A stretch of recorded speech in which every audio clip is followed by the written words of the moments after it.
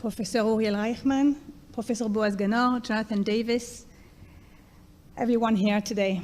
On this emotional day, and as we pray for our soldiers, as we mourn all our loved ones, including, sadly, Idan Shtivi, our very own, Zichro Livracha, and as we continue to hope for the return of all our hostages, I'd like to zoom in on one key aspect of Israel's operations in both Gaza and Lebanon, namely the use of tunnels by Hamas and Hezbollah to ambush soldiers, hide, detain hostages, ensure the continuity of their chain of command, protect their most strategic assets, kidnap, smuggle weapons, produce weapons, and the list goes on. I've been researching and writing about tunnels for over 10 years. In 2019, together with ICT, we convened the first academic conference ever on subterranean threats, during which we warned about and exposed the risks posed by subterranean threats, including, of course, tunnels. We also, on that occasion, established the International Working Group on Subterranean Warfare in cooperation with our colleagues at West Point. None of what we've seen during this war should have come as a surprise, and yet it did. It did because that is the very nature of subterranean warfare. It catches defenders by surprise. And in spite of all the progress that's been made, and progress has been made in the past year and in the past decade, it can still catch Israel by surprise, as I'll further discuss in a moment. Operation Protective Edge in the summer of 2014, Tzuk Eitan, was the first contemporary war in which tunnels took center stage. Swords of Iron, the current war, is the war in which the strategic appeal of subterranean warfare, the strategic potential of subterranean warfare has been revealed. It's become apparent that tunnels, though they are not an existential threat and can rarely win wars, they have the potential of shaping a war in significant ways. They shape the war tactically, operationally, and strategically. And tunnels did and continue to shape this war, even as we speak. We have units operating in southern Lebanon and working on Hezbollah's tunnels. It is not a coincidence that the first information coming out of the IDF spokesperson's office regarding the Lebanon operation focused on Hezbollah tunnels. I've selected for you, and you don't see them yet, 4 key moments of the past year which involve tunnels and show how deeply tunnels have indeed shaped this war. First, the Erez Crossing Tunnel. This is what we call an approaching tunnel, Mineret Hitkarvut. It was discovered in late 2023 at the border between the northern Gaza Strip and Israel, a few hundred meters from Israeli territory, not quite crossing Israeli territory, but designed to enable Hamas to get close to the border undetected and enable its forces to cross into Israeli territory and launch attacks. The second tunnel that I have selected for you is actually, as most tunnels are, not invisible, but you can see the crater that was created in the wake of the attack on Nasrallah. Nasrallah was killed in an underground bunker, a command and control center of Hezbollah. He's not the first leader to find his death underground. Saddam Hussein, Abu Bakr al-Baghdadi, Gaddafi did before him. But the operation is important because it sets a precedent for future attacks against deeply entrenched underground targets and underground facilities everywhere. You probably recognize the third tunnel. This is the tunnel where 6 of our hostages were executed a few weeks ago. It was a nothing tunnel, seemingly unimportant, probably identified as non-strategic. And yet, it was short, it was narrow, it was a dead end, and it was yet so important. This is the 4th tunnel. It's a Hezbollah tunnel. These were exposed, released, the first pictures by the IDF on October 1st, so just a few days ago. This is the first time in years that the IDF operates and confirms the presence of Hezbollah tunnels in southern Lebanon, and these are the first pictures that we see since 2018. Engraved in our collective memories, these tunnels, these pictures, mark turning points in the events of the past year. And the tunnels illustrate the diversity of the subterranean threats, but they also stress the importance of adaptability and the importance of force protection in subterranean operations. At an even more basic level, these tunnels tell an important story. And the story is that the subterranean domain has played a central role in this war, and certainly in two of its main theaters, Gaza and Lebanon. There's little doubt, for example, that the scale and the challenge of these tunnels, of this subterranean threat, have been key factors in getting Israel to launch ground operations in both Lebanon and Gaza. How did we get here? Well, it's been a work in progress of many years, almost 2 decades, like I say. Interestingly, but not surprisingly, Hamas and Hezbollah followed a similar trajectory in their use of the underground. They both started digging tunnels on their own territory first, and then they, sorry, I want to show you the picture here, on their own territory almost 2 decades ago, and then they moved and invested in cross-border tunnels. The cross-border tunnels that enable an invasion via the subterranean environment and launch large-scale attacks against Israel. This was also one of the key aspects of Operation Conquering the Galilee of Hezbollah. This trend, the cross-border tunnels, which I've studied myself extensively, is a global trend, so it's not just here. But it is the fear of these cross-border tunnels that also probably led Israel to neglect, to underestimate the threat that the Hamas tunnels posed even as they were built inside the Gaza Strip. And finally, the third type of tunnels, and again we see this both in Gaza and Lebanon, these approaching tunnels, and I mentioned earlier the Erez tunnel. These approaching tunnels are very interesting. They're a recent and relatively concerning, I would say, trend. The purpose of these approaching tunnels, of the Minerot Hitkarvut, is to circumvent the technology that was deployed by Israel at the border, including smart borders, sensors that were supposed to detect cross-border tunnels, but again, cannot necessarily detect these approaching tunnels.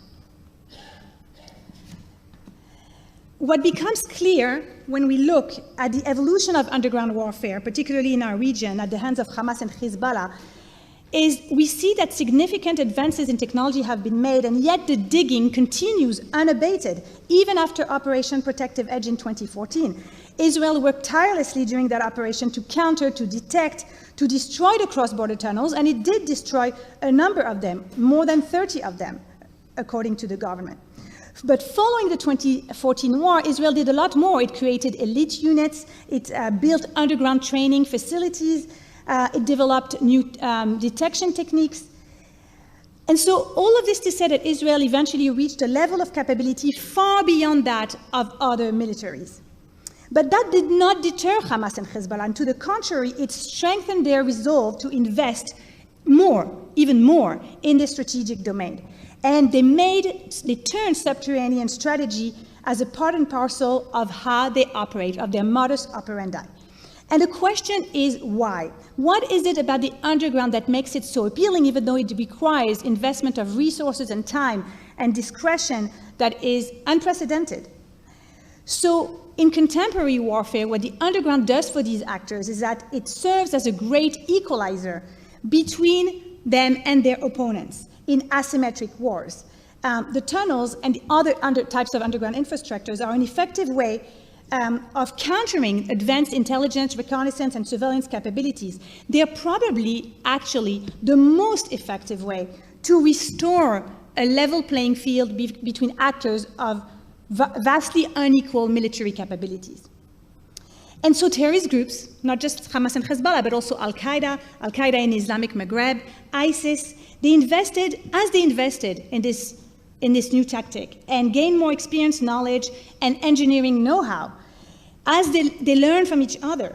And the tactic, as a result, spread towards, inside the Middle East, but also Asia and Africa. And what was perceived as successful in one theater was then imported into another theater and adapted to the needs. Terrorist groups saw great potential in moving below ground. And in fact, we can see that they have deep confidence in this tactic.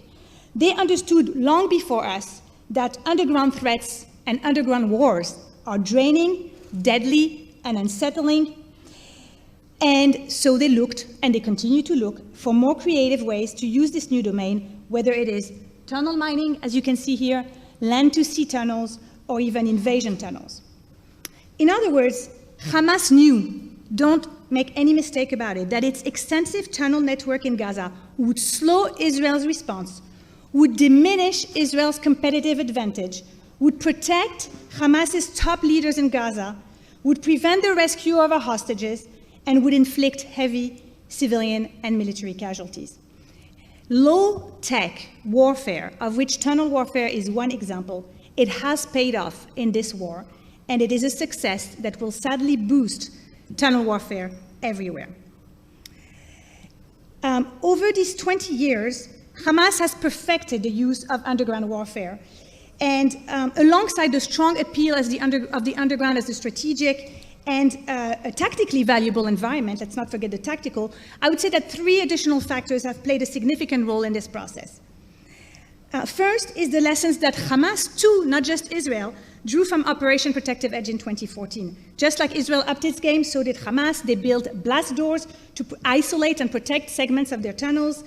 They used more sophisticated boring machines to dig, and they wrote tactical manuals to help their soldiers, to tell their soldiers and prepare them for fighting underground.